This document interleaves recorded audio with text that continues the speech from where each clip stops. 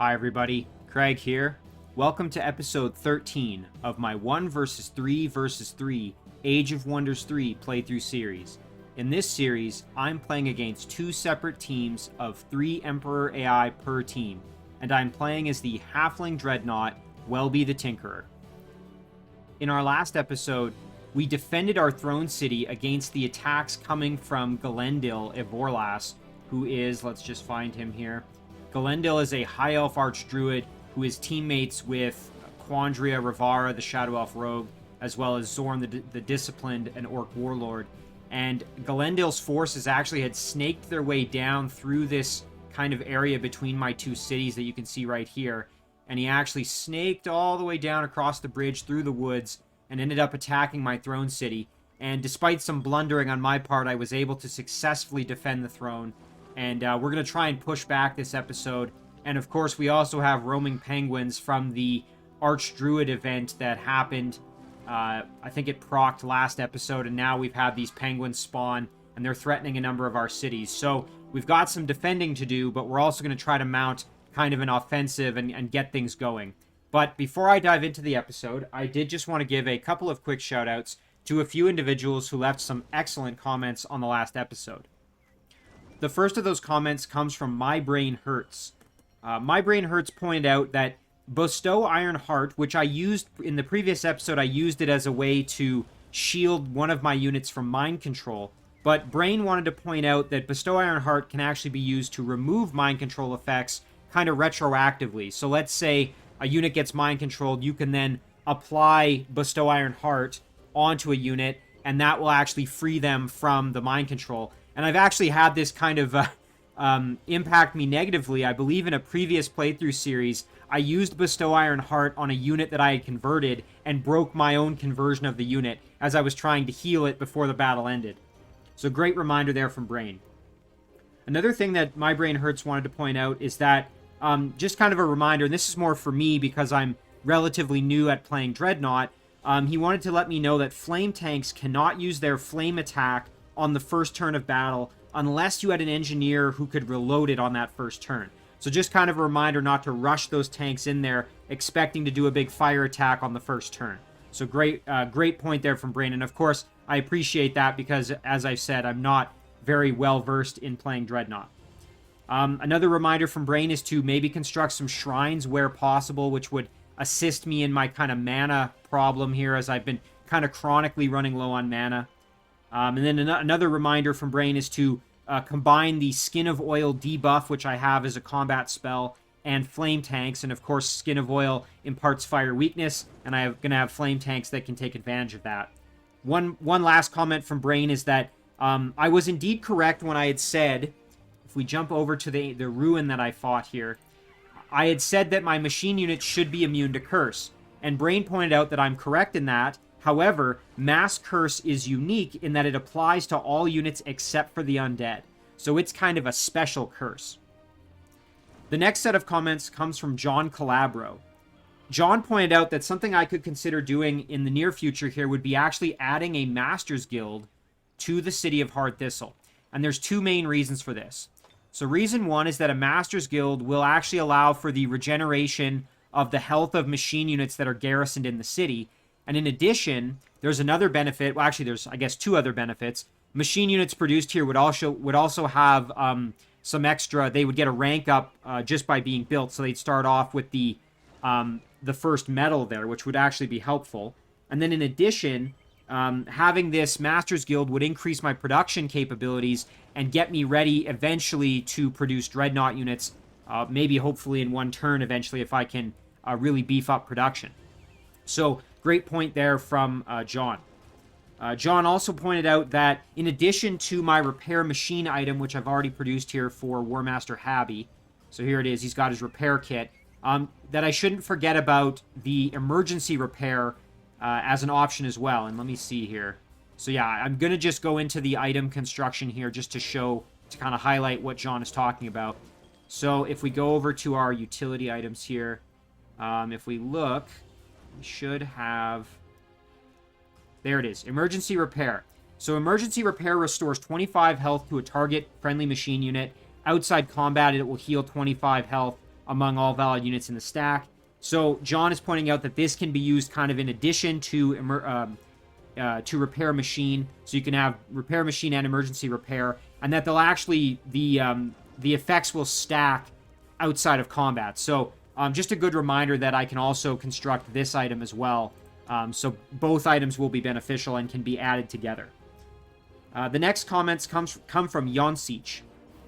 Yonsich pointed out that just a kind of a reminder for me that engineer units do have the flashbang ability, and that I didn't use that to its fullest extent. In particular, I kind of blundered that when I was doing this Ancient Ruin battle. So let's see, I think this stack has an engineer in it. Yes, it does.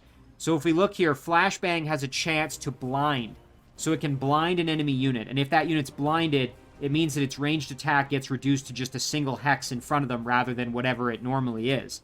And this would have been useful in that Ancient Ruin battle, as I was up against, I believe, a monster hunter unit, a halfling monster hunter, that had fireworks, and that was causing me some problems. So I could have used flashbang to try to mitigate that, and that would have probably saved me some pain there in that battle. So good point from Yonsich. The next point from Yonsich is that I should probably plan to counter the tier 4 units I'm going to face now that I know what I'm going to be up against. So for example, we've got ourselves a rogue, a warlord, a theocrat, a druid, a rogue, and a warlord. So we've got 2 warlords. So we've got Colm, who's a human warlord, and then we've also got Zorn, who's an orc warlord. We've got ourselves 2 rogues. We've got a halfling rogue, and then we've also got a shadow elf rogue, and then we also have a theocrat and an archdruid. So we know exactly what we're going to be up against, and in the later game, the enemy AI will just pump out tier 4 units. So rather than worrying more kind of minutely about what they're going to send in the midterm, I should probably consider more long-term and try to think about countering their tier 4 units. So for example, my machine units should be able to sufficiently counter the shrines that are going to come from the theocrat, and also probably give me some wiggle room against the horned god that's going to be produced by the druid, because the horned god is going to be susceptible to fire damage. And then obviously I might want to consider getting some good pikeman units to counter manticore riders, as we've got 2 warlords we're going to be fighting against, and kind of, etc. beyond that, of course. So thinking about each of the units I'm going to be up against, and of course for our rogues, they're going to eventually be producing shadow stalkers, who are going to, I'm probably going to have some good elemental damage, so perhaps even my flame tanks might be useful for that. So great point there from Yonsich to consider that. The next set of comments comes from Albtrom. Albtrom pointed out that if I'm able to save up enough gold to have 1,000 gold, I'll actually get a benefit called Wealthy that will impart 100 happiness to all my units and cities, and obviously as halflings, that would be very useful for me. So something I could shoot for once I'm maybe a little bit more economically set up here, as I'm still kind of running low on gold as I'm trying to kind of develop still and produce lots of units. But a good goal for me kind of in the longer term. Albtrom also pointed out that in the battle for my throne city, I really, and I am the first to admit that I really blundered that battle quite heavily, but Albtrom pointed out that I really didn't use my cannon very effectively. There were actually a number of mistakes that I made, one of which is that I didn't utilize the mobility of the cannon. I just kind of sat it there on the wall and didn't really move around, and what I could have done is used it to kind of kite the units once they made it in behind the walls. And there were a number of other mistakes that I made. If you're interested, check out Albtrom's comment, as he kind of points it out really in good detail. So again, lots of kind of mistakes on my part in that battle, but it was a good learning experience for me. And really, I think this is I'm trying to think back, I think this might be one of my first times actually using cannons and flame tanks and all of the Dreadnought specific units. So again, this is I'm learning on the fly as I go. Albtrom also pointed out that I probably shouldn't have necessarily committed to working on Suppressed Nature the last turn before I flipped over, because I was sitting at 0 casting points, and all that really did is sort of commit my mana to going to that spell, rather than I could have just waited till the next turn came around and then committed. It ended up not really making that big of a difference for me, but I like that Albtrom is thinking that way, and it's a good thing that he pointed out. it's not necessarily advantageous when you're at 0 casting points to then commit to another spell right away before the turn flips over. The next comments come from Casper Eklund. Casper pointed out that if I were to construct a stack of flame tanks, so 5 or 6 flame tanks, that would be extremely useful against the undead. So, for example, we do have ourselves a Castle of the Lich King here in the domain of our vassal city of Valok. So here's that Castle of the Lich King. We also have a few miscellaneous tombs that have been, that I've noticed. I think maybe that was in the Shadow Realm. I'm trying to think where the tombs were. If we jump to the Shadow Realm, I think we had some tombs. Yeah, so there's one here where my cursor is, and then I think there was maybe one other one. Again, I'm drawing a blank on where the other one was. But in any case, any structures containing the undead, Casper's suggestion would be fantastic, as the flame tanks should be able to make short work of the undead. And they would also be beneficial going forward, as I mentioned, countering maybe some of the tier 4 units that I'm going to encounter from my opponents. So I really like Casper's suggestion there. And then finally, a comment here from Ivan Engel. Ivan left a really detailed, quite in-depth comment with a number of really valid criticisms of kind of how things have gone so far for me, and some of the things that I've done in this game, and more specifically in the last episode. I think the thing I want to mention that's my biggest takeaway from what Ivan posted is that I think thinking about these spy drones, so I've been kind of considering them to be sort of expendable, and like I can just charge them in and use them as suicide troops because they have the explosive death. And I've been thinking about them as really being disposable. And what Ivan is kind of saying is that in terms of casting points, they're actually far too expensive for me, as they do cost me 30 casting points a pop. They're probably too expensive to be thinking about as kind of throwaway units. And I generally don't think about most of my units as being throwaway or as being disposable. I've kind of been thinking about the spy drones that way, but probably not the best, given that, you know, casting points are at a bit of a premium right now. So I really appreciate Ivan's comment that he kind of got me thinking about it and shifting my my mindset a little bit, that I may not want to just suicide my spy drones in there unnecessarily unless I kind of have to. So, again, big thank you to everybody. You guys always just absolutely floor me with the insight and the advice that you guys have. Tons of useful information there for both me and for everybody else. So, you know, again, truly grateful for all of your comments. Now, let's get into this one, because I think this episode we're going to have to really put some work in. I think we've got a lot of things we need to address here. Now, let's start by kind of looking at all of the things that have happened here. So, we're going to address first our race governance for dwarves. Now, we can either have stone walls and dwarven cities give us extra happiness, or dwarven crossbowmen deal additional range damage. This is really going to be kind of inconsequential either way. We do have a dwarven crossbowman in Bebjun here, but I think I'll probably just take the stone wall upgrade, quite frankly. I don't think either of those are really going to play much of a role in this game that are going to make kind of any big difference. But all right, so we had a domain invasion here in our throne city, and of course that's these penguins that are coming to siege our throne. Thankfully, we've got 2 cannons who are ready to blast these poor penguins back into the, I guess, the Arctic from whence they came. Now, we also have a domain invasion here in Asyut, and again, we're besieged by a number of penguins. We may end up having to kite these penguins, as we currently only have 2 units. We have a cheetah and a musketeer, and I suspect we're going to have a tough time dealing with 4 of them. So we might want to wait until we're able to produce yet another unit here to assist us. So we'll deal with that. We also have some penguins besieging Fahas. Same story here. We may want to actually just kite them until we have this Sun Guard ready to go. We've got 2 melee units and a ranged unit here, a Tigran Shredder. So might be worth kind of kiting them, but we'll cross that bridge when we get there. We've had an item here. Darkbringer Gemstone has arrived for Leo. I believe I was planning on selling this item, as it really only confers urban concealment, so I think we're going to just sell that off, grab a little extra gold. We'll equip his mount here. He has a fell horse arriving in 4 turns, so we'll get that in place. Okay, so that takes care of all of that. Now, we've had some join offers here. Rakalin would actually like to join us, and I think it might actually be worth accepting this simply because the city's in a pretty good position, and we do have a unit or 2 that are nearby that could actually move to garrison it. So I think we will accept. And we'll move this guy down. Originally, I was sending this Draconian Elder up to join with Leo's stack way up here. But I think what we're going to do is have that Elder just guard the city for now. And this is great because now we can start developing Rakelen. And we can kind of set it up so that we can actually have some good production out of here. Let's take a look at what we've got. So we've already got a shrine, we've got a storehouse, and a siege workshop, as well as a builder's hall, of course. So that's great. We've got pretty solid production.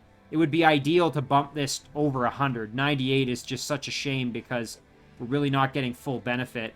Then we could do things in one turn. Like, again, it's going to cost us 2 turns to do a wooden wall, even though, you know, again, we'd only be 2 short, which is such a shame. So, Master's Guild is an option. Again, gold is becoming an issue, as it always kind of is for us here. But if we look at this, we'll have to kind of decide what we want to do for Rakelen. For now, we'll leave that alone. We also have this Draconian Assassin, who I believe I had used Dominate to get a hold of him. So we're going to send him up this way. I was planning to actually have him join in with Leo, and he would be more beneficial, as Leo already does have 3 support units. So it would be nice to have kind of a non-support unit that can do a bit of melee fighting. So it would be great to have this Draconian Assassin up there. Less important to have this Draconian Elder going up to join. So decent choice there for a city guard. All right. Now, it looks like Fula Zaire has a quest for us. Now, unfortunately, this is kind of off by itself. Let me see. So they want us to kill some Draconian Raptors. This is a very easy quest, and we would get a Flamer as a reward. I mean, I really don't have any units in the vicinity that would be able to even entertain doing that quest. I suppose maybe once we've killed these penguins, we might be able to muster up a group, but I think we're just going to ignore that quest for now. I just don't think it's worth really pursuing. And of course, Arundel still wants to join us. We're not going to accept that because we have nothing in the vicinity to really defend the city at all, so we'll just keep them as a vassal. We have our little goblin down here doing some mining for us to get us a little bit more income. So here he goes, just trucking across. And that takes care of that. So a little bit extra gold, always good. And let's see, anything else kind of crazy. Hart Thistle has finished producing its Flow Rock Citadel, which is going to be good for us. Again, Valok wants to join us. We're not going to accept that right now. So now let's think about our units that can do some movement here. So with Pimpton and his stack, important to note here, Pimpton isn't quite at level 11. When he does hit level 11, we will be able to get Divine Justicars for our stack, which is going to make a huge difference for us. All right, so let's kill off these penguins here. Try and convert one maybe and use it as a... Ooh, although I don't know if convert works on the penguins since they're an animal. I don't think it does. I was going to say we could try and convert a penguin and use them as a scout. But we may end up just... Yeah, we'll just let them come to us here. We'll throw a touch of faith on our flyer here. And then we'll just let them charge right in at us here. There we go. Alright, so first things first here. Let's blast these ones and get the kill with our little adventurer there. Meanwhile, our Slither can step up and tie up those ones. Now, over here, again, I don't think we're able to get the conversion because these are animal units. So let's just kind of do some work here instead. Blast this one for some big damage. And then step up and try and get the kill with our Sun Guard. Excellent. Meanwhile, our Flyer can do its worst there. Very nice. And then our Slither can just deal with these ones here. Excellent. Very nice. So a little extra experience for us. Level up for our Sun Guard, which is great. And now we're going to step back into the stack and then clear out these undead. Or, well, I should say the Carrion Bird is undead, and then we've got Grimbeak Crows. We're going to need killing. Now, we have to be careful in this battle, as, again, we do not have Divine Justicars, so we are not going to be able to revive... any of our units that go down are going to stay dead, so we have to keep that in mind. Now, Pimpton, I think we're going to just send back like this. I think what we'll do is we'll kind of group our units up here just to protect our hero. Our adventurers are pretty stout. I think they'll be able to kind of handle themselves. Now we can do a Bestow Iron Heart on somebody. Let's do it on the flyer. And we'll just turn our units so that they're facing the right direction. There we go. Not that that makes a huge difference if we're in defense mode. Yeah, our little adventurers tanked a ton of damage there. Okay, now let's see if we can kind of fight our way out of this situation. So, let's step up like this, kill off those crows. Now, our flyer does not yet have killing momentum, which is unfortunate. Unfortunately, our adventurer is kind of in rough shape here, and it'd be a shame to lose the adventurer, but it may end up sort of happening, whether we like it or not. Alright, let's see if maybe we can prevent that from happening. So if we... Just trying to figure out what would be the best way. We probably want to drop a nice big heal on this adventurer with Pimpton if possible. Let's kill the carrion bird. And then, you know what, we can step our flyer up like this. Kill off those crows. Now, the only question is Pimpton going to be able... Yeah, see, and there's the thing. I don't really want Pimpton having to kind of 1v1 any crows, because, or not 1v1, but get attacked by a bunch of crows and then end up taking an exorbitant amount of damage, which could result in him dying. Of course, that would be a tremendous shame to lose Pimpton at this point in the game.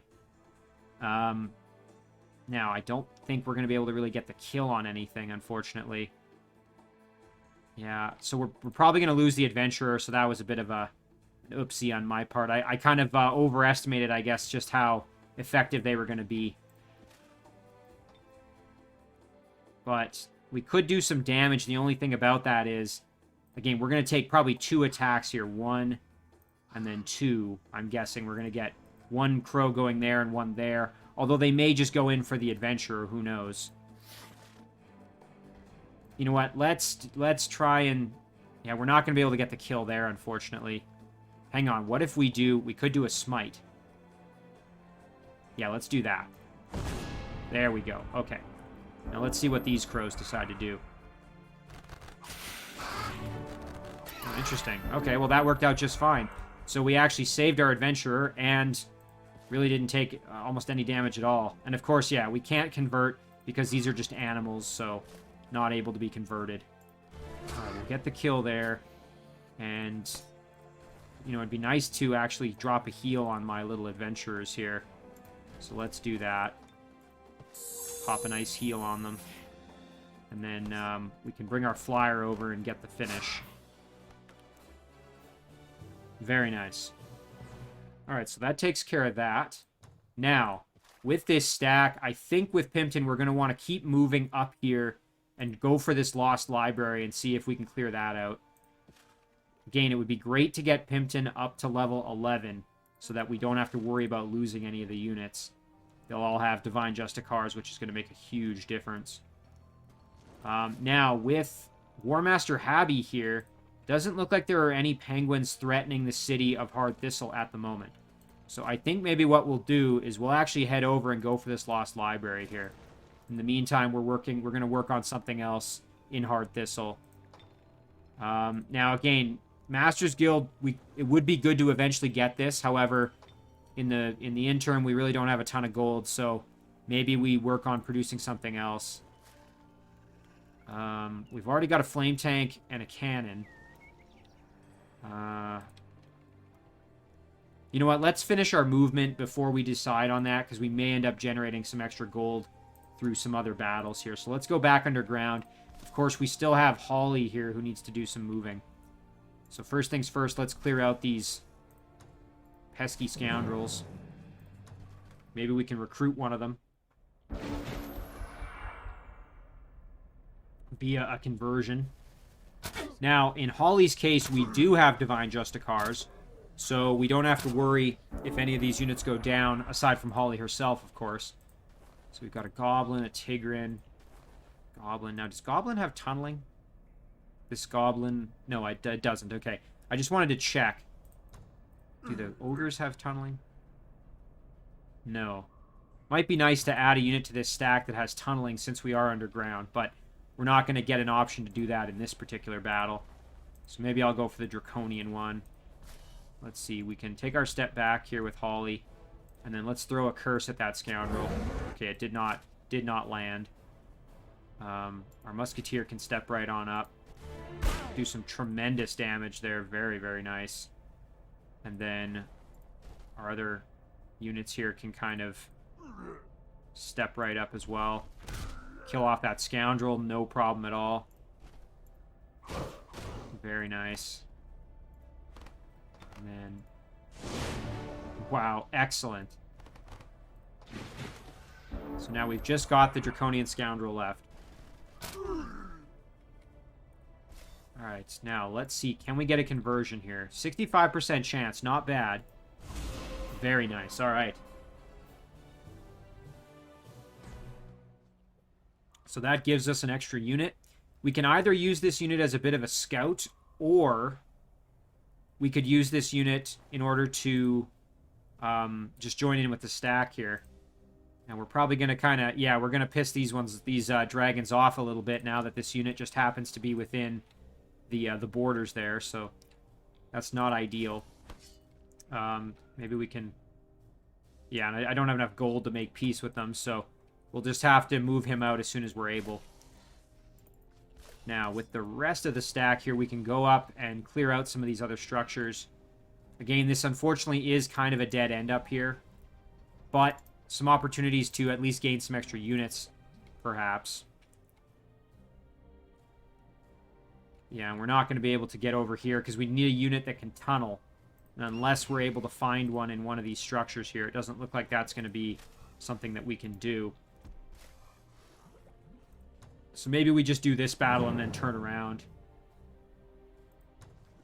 Alright, so we'll do this one and maybe we can grab that one of these apprentice units.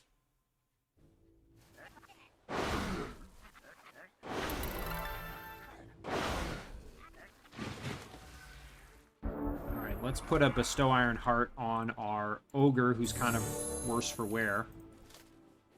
And our Musketeer can step right up, do some huge damage there. We'll go for the kill. Ooh, and we got stunned. The reason I was using the Flyer to do that is because it did have killing momentum. So had we not gotten stunned, I then would have been able to move in and attack the Goblin Apprentice there as well. Our Adventurer is kind of in rough shape, so we'll keep him back a little bit. Meanwhile, the Ogre can step right up here. Like this, I guess. Well, whatever. We'll just kill one. I was going to put him in defense there, but since there's this shocking effect. Alright, now, I suppose I could have also tried to curse one of these units to make it easier to get a conversion off on them. I suspect it's going to be somewhat difficult because these units have pretty decent resistance. Oof, not quite. Alright, let's attack the baby shock serpent here. Ooh, and of course that didn't go so well for us. We did get the kill there, however. Now, I think what we'll do is we'll actually move our adventurer up like this. You know, I do need to actually be quite careful. I kind of moved Holly in a little bit aggressively. Probably not the smartest thing. There. Now we do... oh, we still have our Ogre, of course. There we go. All of our units are stunned, though. Okay. Now let's just drop a nice big heal. Start getting some of our health back here. Do a reload with our Musketeer. Ogre now has a gold medal, which is great. So let's come in and get the kill with the Ogre. Again, our units are in kind of rough shape here, but thankfully we have lots of healing capability with Holly, so that should take care of that. 100 extra knowledge, that's not so bad. 103, I guess. Now, I think what we'll do is we'll just turn around. Again, it would be great if we had a unit with tunneling, because then we could actually tunnel our way through this rock wall here and go into the water and then continue exploring. But we unfortunately don't have that capability, so we may just have to move across past these dragons and go see what's on the other side over there. Now, we did get a level up with Holly. She's now level 12. Just looking at what would be some decent options for her. Probably some extra casting points, I think, is going to be the choice for her. I think that's going to be probably the most useful thing we can do for her at the moment. Yeah, and unfortunately, like I said, none of our units have tunneling. So it's not going to be possible to do this. So I don't really know if it's actually worth going up here and doing these 2 battles, because we're going to kind of commit to it and then have to turn around anyway. So it might actually be better off to just turn around now. And that way we don't get kind of stuck in a dead end. So I think that's what we'll do. Alright. So yeah, that's going to be most of our movement. Now, we do still have some Shadow Realm movement, I believe. Let's see. Yes, so Welby can still move. We've discovered this particular village, Shadow Elf Village. Now, do we want to try out this battle? I'm not really that excited about doing it because we've got this Watcher, which is going to be pretty tough. We've got a Phantasm Warrior, 2 Shadow Elf Apprentice units, and a Baby Shock Serpent. I believe the Watcher has Mind Control immunity. Yes, it does. We could try and dominate one of these other units, perhaps. But the issue I'm going to run into is that our units are not exactly super powerful. We do have the Halfling Pony Rider, who's going to be kind of our main unit. The problem, though, is if we try this battle, we're going to have that same static effect that's going to be coming into play, I'm sure. However, you know what? We're going to have to walk by this structure anyway, because we're heading down here to get rid of this, so... you know what? We could bring the spy drone in and kind of help out with the battle, I suppose. You know what? Let's do it. I mean, the issue is static electricity is going to be in effect, but we'll see if we can kind of deal with it in spite of that. I think this is actually going to be reasonably difficult for us, but we're going to just persevere and see if we can get it done. There's a dragon ancestry that will apply. We can step our farmer up. We can throw a chicken if we really want, but we may not want to do that just yet. Let's see. You know what? Actually, not so bad against the Shock Serpent, so maybe let's just do that. Animal Slayer coming into effect, which is quite nice for us. Now, one thing I am going to do, I think, is step up here with Welby and drop a Guarded by Flames on our Pony Rider just to buff them up a little bit. You know what? Now that I think about it, we could even throw a Nourishing Meal on there as well, just to really increase the health here of this Pony Rider. Just make it that much stronger. And our Spy Drone, we're just going to keep kind of in reserve, along with our Blight Doctor. Alright, let's see what happens here. Okay, taking a little bit of damage. Thankfully, we did not get petrified by that Doom Gaze. Always a risk there. Now, again, we have to remember that our units are probably going to get stunned quite extensively in this particular battle. Just like in that last battle. Ooh, not good. So, yeah, that's really not doing a ton of damage for us here. You know, it'd be great to get weakened on the Watcher. That would actually help us out quite a bit.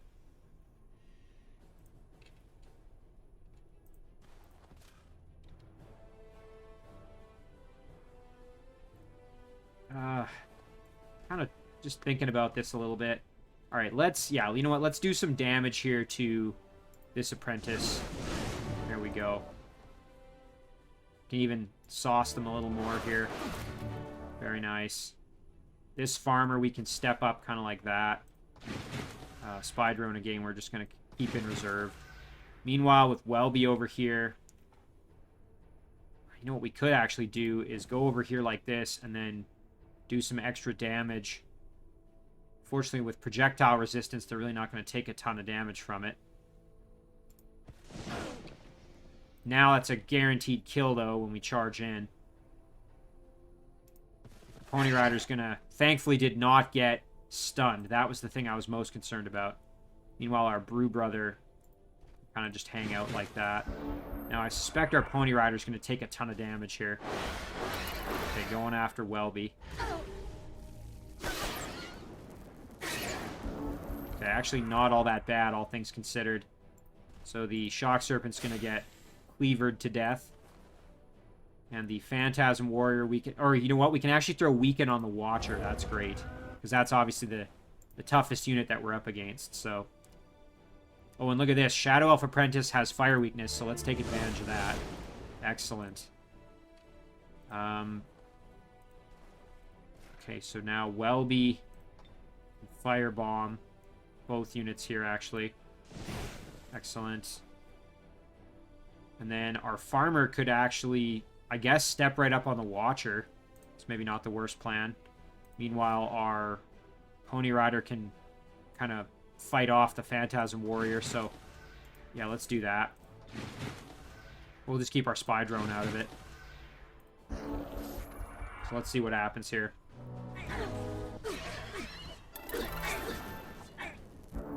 Ooh, you can see here our farmers really took quite the beating. Now, I can actually go in for a Dominate on the Phantasm Warrior, and I'm going to try that. Oh, and it didn't work, but we did get the kill, which is great. Okay, so now, yeah, let's try and do as much damage to this Watcher as we can. It'd be nice to just straight up kill the Watcher. Fortunately, it doesn't look like that's going to be possible. That's quite annoying. I really don't want to lose my farmers here. And unfortunately, the Pony Riders can't get in range. Now, will this get the kill? Ooh, come on, good roll. Ah! Dang it. So that means our farmer's probably going to die. Yeah, almost certainly going to die here. Jeez, that's a shame. All came down to one measly damage. Yeah, and our Spy Drones have no help either. Oh, we had Immolated. I forgot about Immolated. Thank goodness for that. Okay, so Immolated kind of saved our Keister there. The Halfling Farmer did not die. Also, I guess he wouldn't have been stunned, so he would have been able to retaliate. So he probably wouldn't have died either way. A little bit extra research or knowledge income as well. All right, very nice. So now we can head over here and try and clear out this particular structure.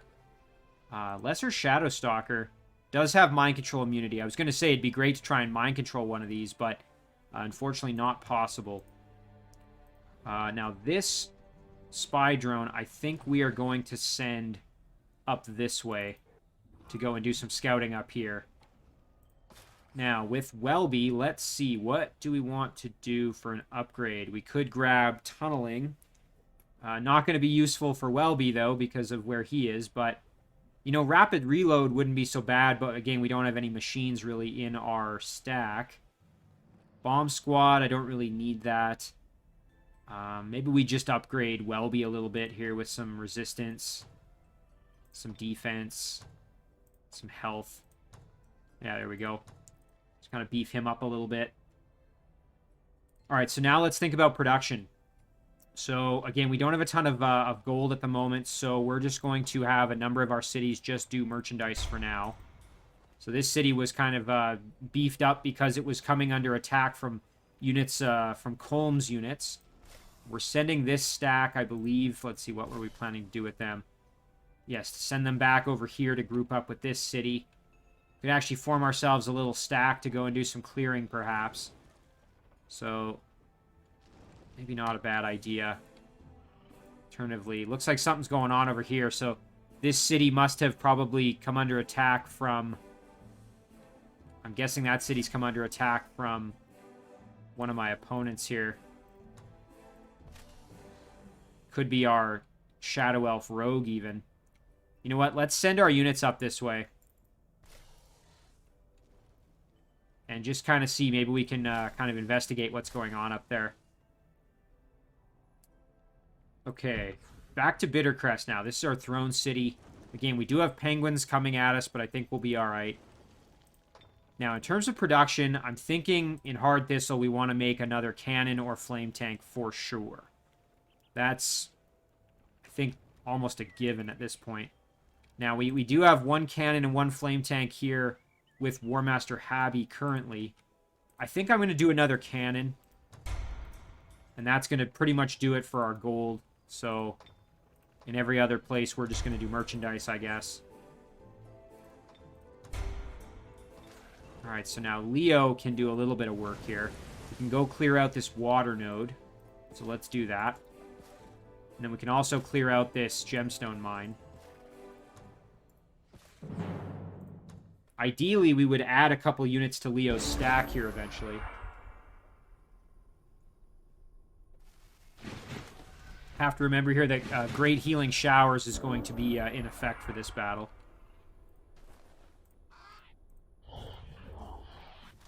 Alright, so, you know what, we can do some work on the Dire Penguin here. Fantastic. Alright, that worked out quite well. And our Mystic can just kind of hang out back there. Ooh, they tried the Freezing Touch. Thankfully, it did not work. Our Brew Brother doing a decent job there of just tanking damage.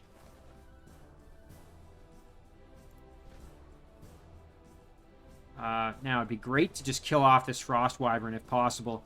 So we're going to do a minimum here of 9 and a maximum of 14 damage versus 10 to 14. So kind of either way, we're not getting a kill necessarily. Leo is probably going to have to go and deal with this Frost Elemental. We obviously don't want to lose our Brew Brother here, who's kind of in tough at the moment. Maybe what we actually do is... Oh, you know, this is actually kind of a tough call here. Now, let's see. We've got very high morale versus best morale here with these Brew Brothers. So, the reason I'm looking at that is we do have a chance to get a critical, so let's try it. Oh, we didn't get the critical. That's unfortunate. Now that Wyvern is going to still be there. Now, we could just kill the Wyvern with the Brew Brother, actually, which isn't such a bad idea. Again, the issue here is that then this... Frost Elemental is going to just be able to have at this Brew Brother. I think they'll be okay. There we go. Again, it would be a real shame to lose them. So now we want to blast this Frost Elemental here.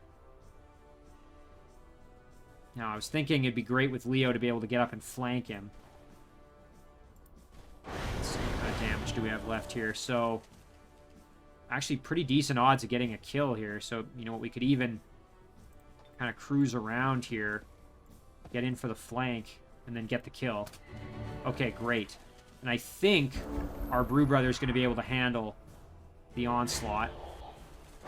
Okay, excellent. So they decided to move around and go after my Mystics. Fine by me.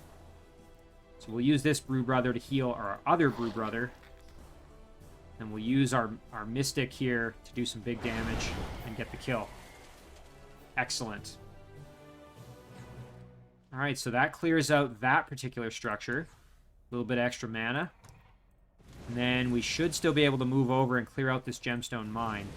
Looks like we're just up against a bunch of Archon foot soldiers, which shouldn't pose too much of a threat to us. Ooh, you know what, though? Before we do this battle, I noticed here that we got an upgrade... a level up for Leo. Could give him Tireless, which would be pretty nice, actually. You know what, though? I think we'll give him Melee Command. That's a good upgrade that affects all the units in his stack. A little extra melee damage. Warcry's not even so bad for him. But I think that will be good.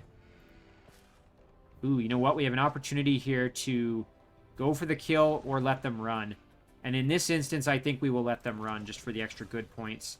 A little extra gold there. Ancient Ruins here. Be great to try and clear those out. Of course, we're probably not strong enough currently to do that. But we can keep exploring kind of up this way. There we go. Alright, so now we have this stack here, and we were kind of heading out to go and try and grab this watchtower, because we want to have better vision range. So let's go and get rid of these penguins, first of all.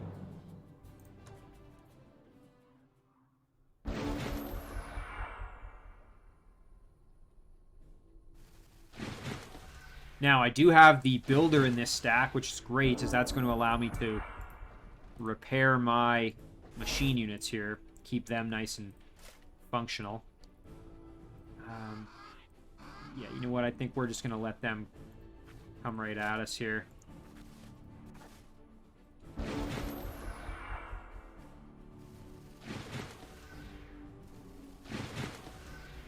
Alright, so the dire penguins have now advanced. So now we can just start systematically kind of destroying them here. There we go. I think what we'll do is just trying to see what would kind of be the best plan here. I think we'll step up maybe like this with this golem, just to kind of try and tie up as many units up there as we can. Meanwhile, we can do this, get the kill there, and then we should be able to get the kill with the Blight Doctor or be very close. Let's see. If we hit 6s, we're doing 18. If we hit all 10s, we're doing... So, we should get the kill. Okay, no guarantee, but we should get the kill. Very nice, okay. And then our builder... Now, of course, the only issue is this Blight Doctor is kind of in a bit of danger. So maybe we'll step the builder up and hope that they kind of attack the builder.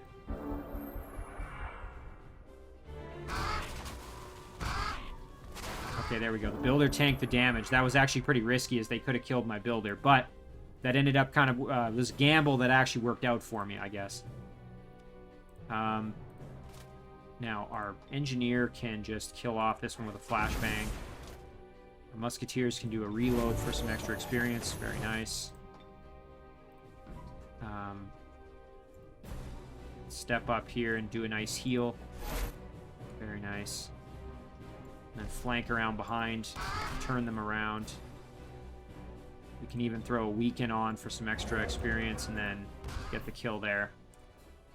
Very nice. So that was a bit of a risk there for that builder, but thankfully we didn't lose the builder. Okay, so now let's step on up here and... Ooh, you know what? We can actually engage the battle with our builder. So let's do that. This will give us a lot of extra vision range, which I think will come in handy for us.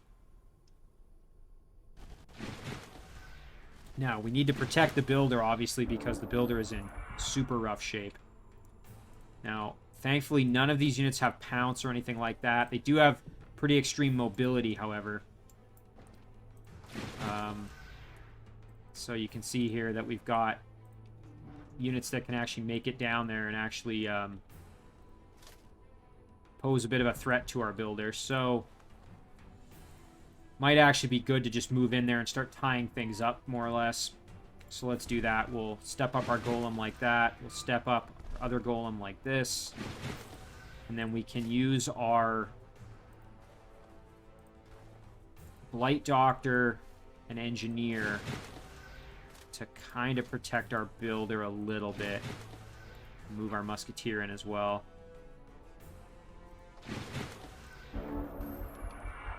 Let's see what happens. Okay, yeah, going after the Engineer, not really a surprise. Okay, that actually worked out pretty well. And now we should be able to just kind of do this. Get a nice big flanking shot for some huge damage there. Step off with our Blight Doctor.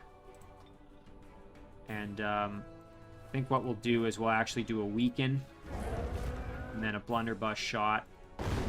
There we go. Excellent.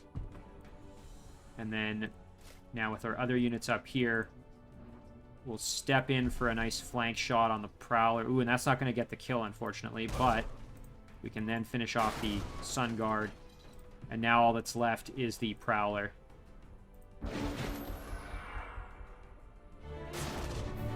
Excellent.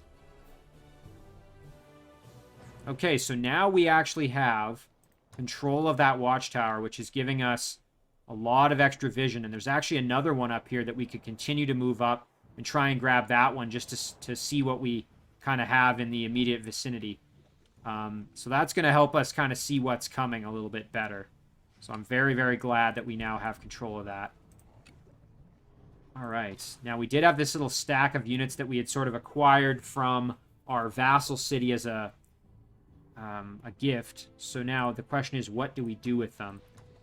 As I've kind of pondered this, we could go into the Shadow Realm with some of them and kind of use them to help bolster some of our stacks that are in the Shadow Realm currently.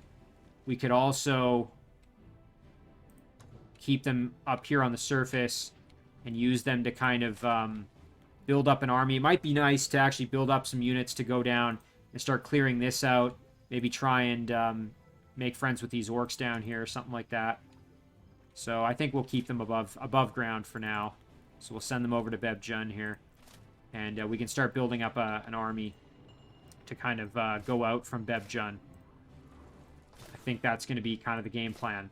Now, in terms of creating an army here, I think we will probably leave maybe a skewer or a marauder behind. I think we'll leave a skewer behind is probably going to be what we do. Yeah, there we go. Okay. And then, yeah, so next turn we'll kind of assemble an army here and actually have them sally forth here and go for this particular spawning structure and then maybe see if we can do a quest for those orcs over there or something like that. All right. Of course, that's assuming we don't come under any kind of attack. So we'll see what happens in that regard. We do have a little bit more gold now after some of that. So you know what? We could actually produce a unit, say, in our throne city. Alternatively, in Rakelen, something that actually wouldn't cost a ton of gold would be producing a laboratory, for example. Might not be such a bad idea. Just improve our knowledge income a little bit. Alright, so let's end our turn there. Well, you know, we still have 40. That's enough to make one unit somewhere if we really needed. And we're already working on it there and there. What about Bebjun? What are we working on in Bebjun? Oh, yeah, okay, so we're working on the blast furnace, which is going to be huge. Then we can start producing cannons and flame tanks, which is going to make a tremendous amount of difference. So I guess we'll just save that gold.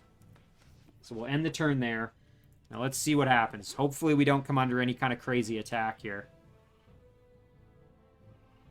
I suspect we're going to have to repel some penguins, but besides that, hopefully our opponents don't try anything funny.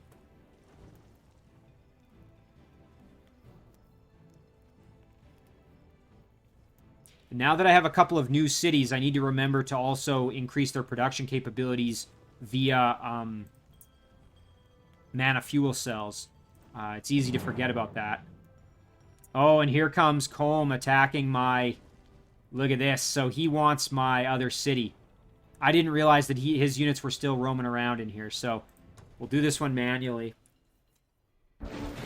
Maybe I'll be able to kill off his units or something. I suspect he's going to throw some spells at me, so...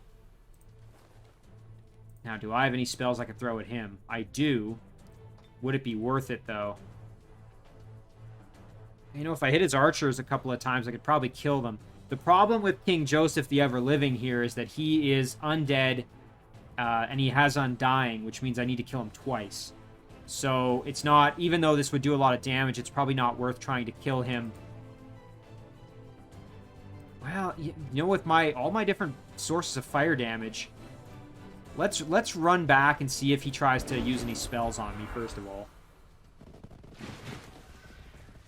Okay. Again, I'm trying to decide if this is worth it. Maybe in that first turn I should have used Skin of Oil on the mounted archers, for example. You know what? Okay, yeah, let's do that. Throw that on there. And we're just going to keep running. Again, I wasted that first turn. That was a mistake. Should have used my spell in that first turn.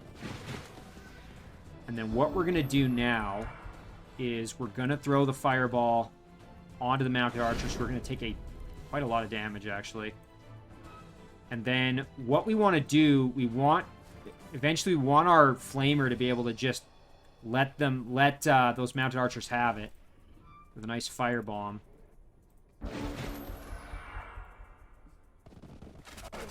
Ouch. Okay, so we're going to make our stand here. So now, what kind of damage can we do with our flamer? quite a lot, actually. Quite nice. And then let's get the kill with our fireball if we can. Yep. Alright, so now it's just King Joseph and our Flamer. Alright, so now let's step up like this. Again, he'll probably come in and try to fight my spy drone, I'm guessing. Oh, no. Okay, he's going with ranged attack. That was actually probably smart on his part. Move our Flamer over like this. Hit him with some damage. Step up and flank him.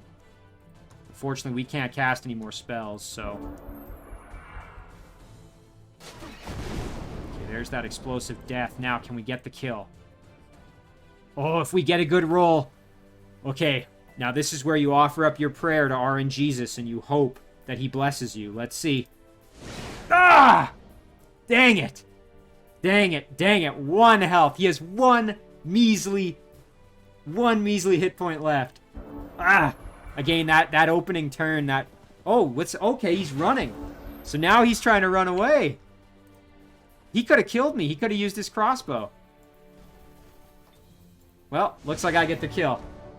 So that was the AI being kind of silly. But you know what? I'm not going to complain. I'll take that. Oh, I thought I was done there, but you know what? All right, so we killed off King Joseph the Ever-Living and the human-mounted archer there, and we retained control of our city. Okay, now Yargan, that was... Is that here? Yeah, okay, so that was telling us that we were coming under attack from Colm's units. So, again, I'm not going to take credit for that one. That was the AI making a bit of an oopsie. But that skin of oil really did come in handy there. That was a huge benefit for us. That's for sure. And I think it was a good, in retrospect, look, thinking about that battle, I think going after the mounted archer was the right move, because had we killed the hero, he would have just come back with his Undying. So we would have had to kill him twice, as I kind of had pointed out.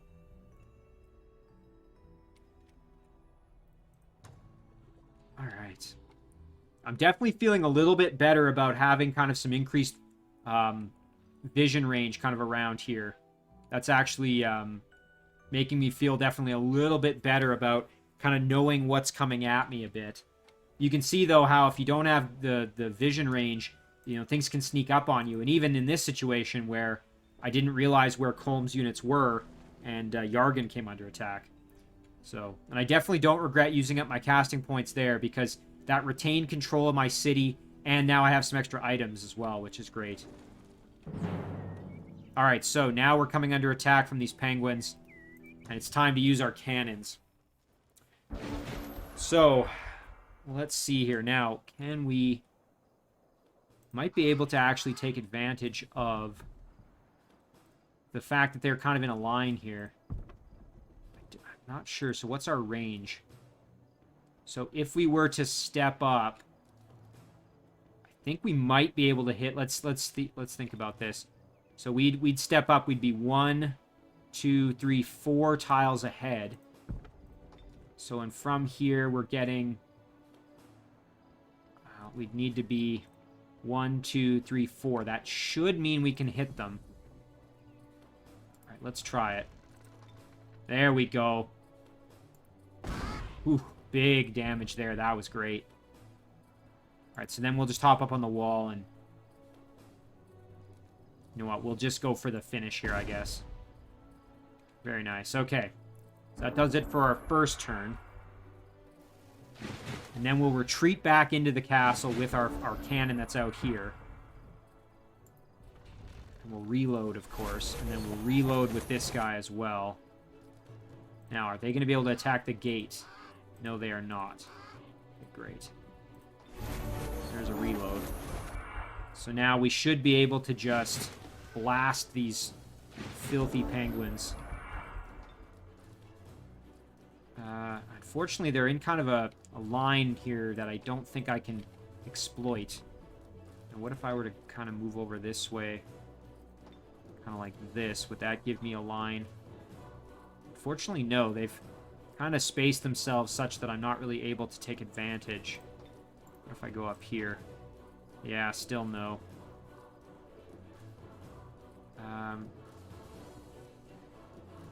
Alright, well...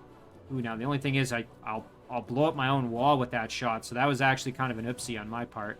I shouldn't have moved this cannon up the way I did. Thankfully, I can go back down like this. Okay.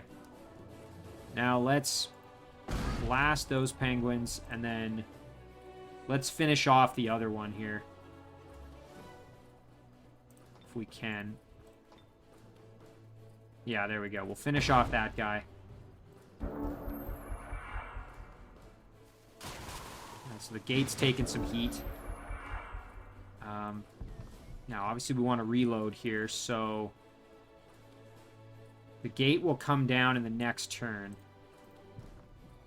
I think we'll park one cannon like this, and then the other one will kind of just run away a little bit.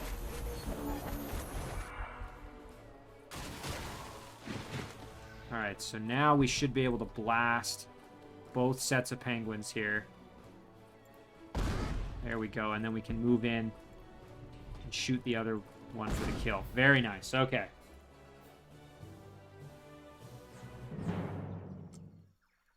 More penguins to repel here. So, with our Tigran units, I think what we're going to do, we do not have a city wall, so I think we are just going to run away. Because we want to wait so we have at least one more unit here to help us with the defense. Yeah, and I don't think the penguins have the mobility to be able to get to us. They don't have a ranged attack, so we don't have to worry about that. So we can just run and hide in the corner.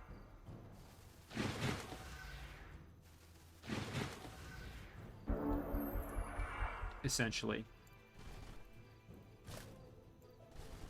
And that should be good.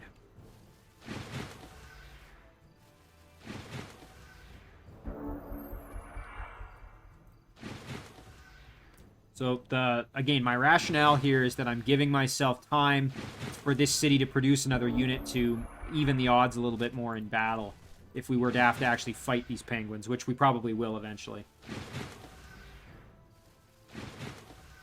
Because it is pretty tough. I don't think I'd be able to win that battle with just my 2 units. Oh, look at this, the penguins disappeared, so... I wonder if maybe the hero might have been killed. So one of the AI opponents may have actually killed the hero, which ends the event. If so, that's great. I mean, it's not great that the opponent is getting those items from that hero, but it's great in that now my cities are no longer under siege, so that's fantastic. So yeah, Yargan was invaded, and of course that was Colm's units. So we've got ourselves a crossbow and a dread spider egg. Let's think about maybe who would benefit from that the most. So let's jump to my heroes. So in terms of the crossbow, probably a unit that only has elemental damage, so something like Holly or Pimpton.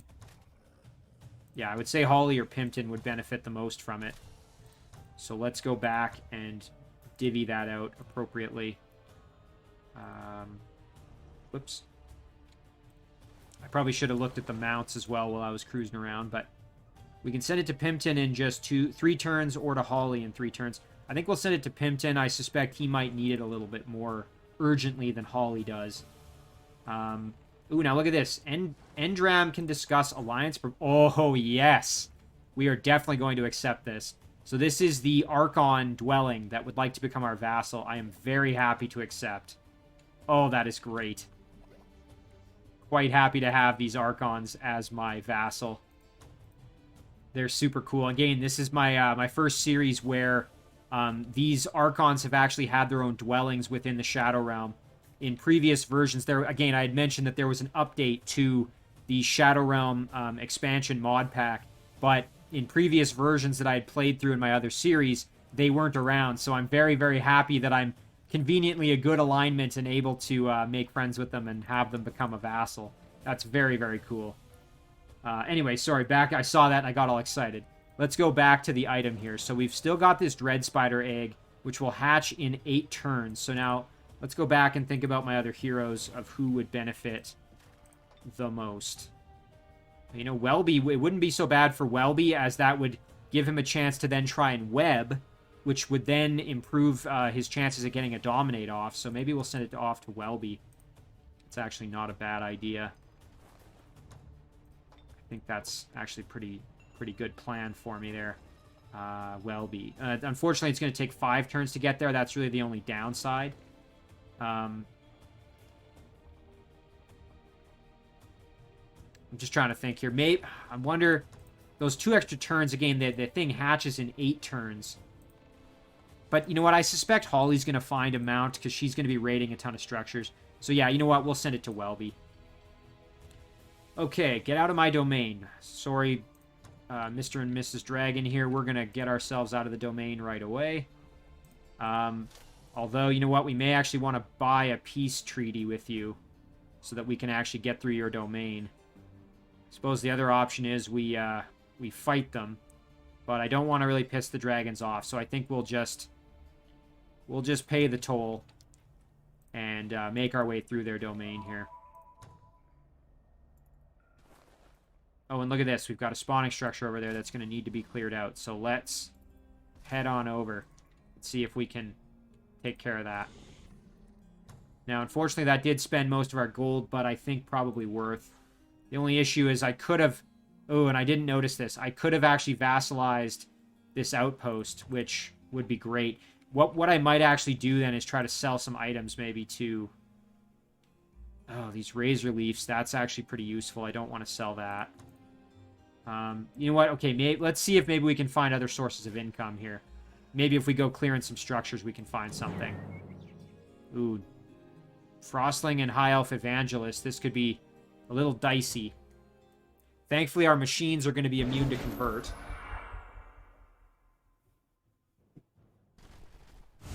Oh, and of course, they hit our hero. Okay, so we're going to have to prioritize killing off that Evangelist at pretty much all costs here. Thankfully, we have a lot of very powerful units that are going to be able to dish out enough damage to do that. So let's blast. And then go for... Well, we could ram, I suppose, or we could musket blast. You know, let's musket blast here. Okay, there we go. So we got our hero back, thank goodness. Our party robot prototype can just kind of maybe charge right in like that. Our engineers are in rough shape, so we're going to keep them back. We could do a reload on our flame tank, though. And then move our flame tank up and dish out a decent amount of damage there, actually. Meanwhile, War Master can push out a little bit of damage himself and still put himself in defense mode, which is excellent. Now, of course, I don't want my... Ooh, jeez, that actually did a lot of damage. That was a little scary. Okay. Let's think about how we want to do this. So the Mystic's going to need to die. Now, we want our engineers doing some reloading, I think. Let's reload the cannon here. Now, interestingly, these units are in a line, but I'm going to, I think, just kind of consolidate my position a little bit here. So let's blast the Mystic. Actually, hang on. Let's think about this a little bit. So our party robot is weakened, but should be able to inflict quite a bit of damage. Flame tank, again, is in kind of rough shape, but we can do this, which is huge. Oh, yeah. Massive damage there. Step up and kill off that apprentice. And then between our other units here, we should be okay. So let's blast the Mystic, and then move in and get the melee kill. And then what we'll do is we'll repair our flame tank just to try to protect it a little bit. Okay. No worries here. So, actually, we could do another repair here. Why not? There we go. And then we can do another reload as well of our cannon. Because why not? And you know what? I wouldn't mind getting the cannon to kill here, so let's do that. There we go. All right, now let's see what we get from this particular battle. So we got repair fortification and some knowledge. All right, so that actually finished off our produce juggernaut research, so that's actually quite nice. And we got a level up here for War Master Habby. Now I believe at level 7, I think we get... I think it's at level 7 that we get Blood Brothers. So I'm going to just hold off. Even though we're going to be leading a lot of machine units, it still would be worth probably having Blood Brothers. So I'm going to hold off on applying any kind of upgrade here. Now, what do we want to do with War Master Habby? That's the next question. I think probably head north or maybe head underground. Let's see, if we wanted to head underground, we have a little bit explored, but really not a whole lot. Again, the other option was to send him over to Valok here to try and clear out some of the stuff around Valok so we can bring it into the fold as one of our cities here. Decisions as always. So we're going to talk to them eventually. Of course, the dragons, we're going to talk to them as well.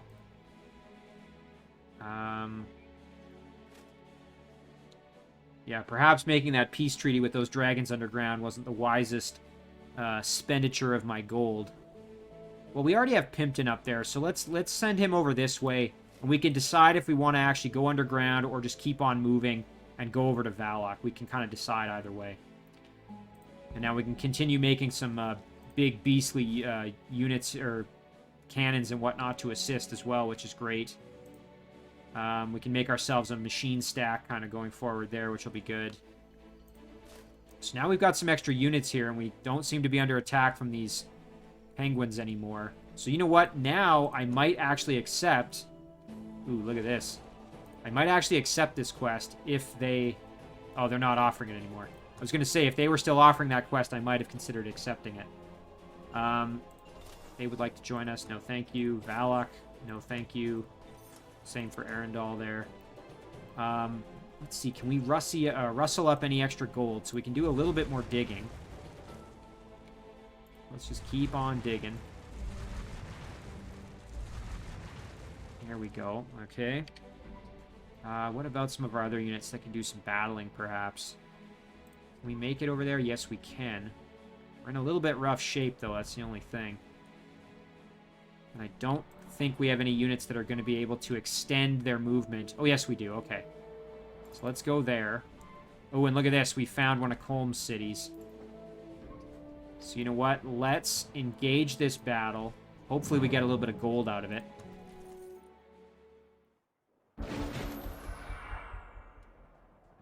So again, we need to end up with about 100, and I think it was 146 gold, if I'm not mistaken, to obtain that one city as a vassal, which would be extremely useful for us.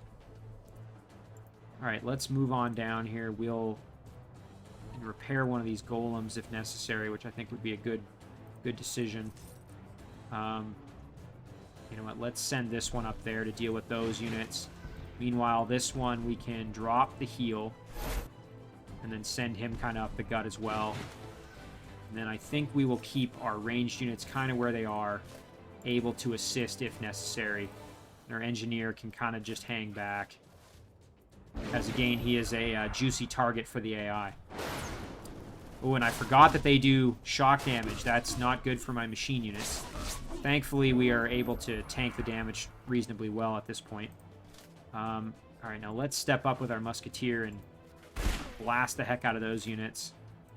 And then we should be able to just get the kill here outright. Let's see, 2 + 4 is 6. Yeah, we'll get the kill. Do that. And that.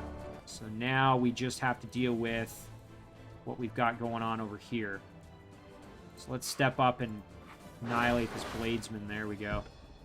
And then our builder, we can move up, drop a heal, and then we can beat the heck out of these initiates. Excellent.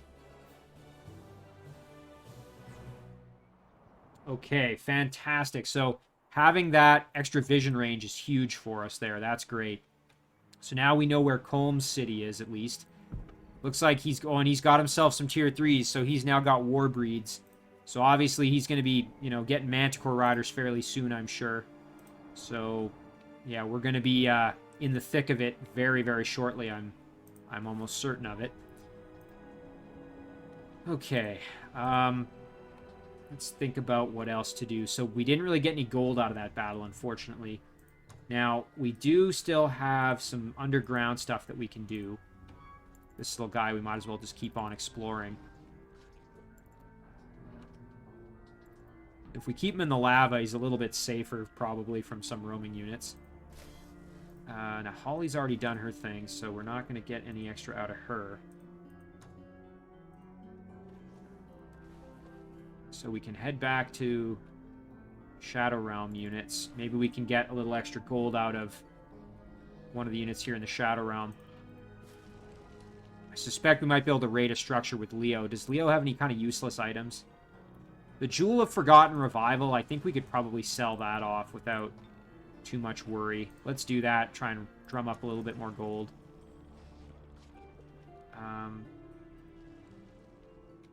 Oh, we got gold here that we can move into this city's domain and grab. You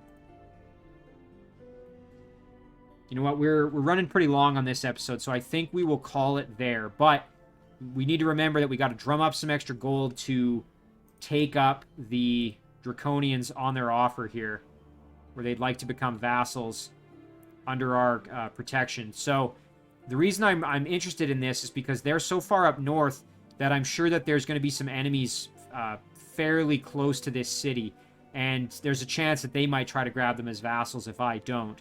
So I would like to get them kind of as soon as I can. But we've got Pimpton here who can raid this structure for some extra potential resources. We've also got, as I said, in the Shadow Realm, we've got battles to do, so we can generate some gold if we need to. Okay, so there you go. We can see now where one of our opponent's cities is. So we'll save this one here. We're going to call this one episode 13. And as always, guys, thank you very much for watching. I really do appreciate it, and I will see you in the next one.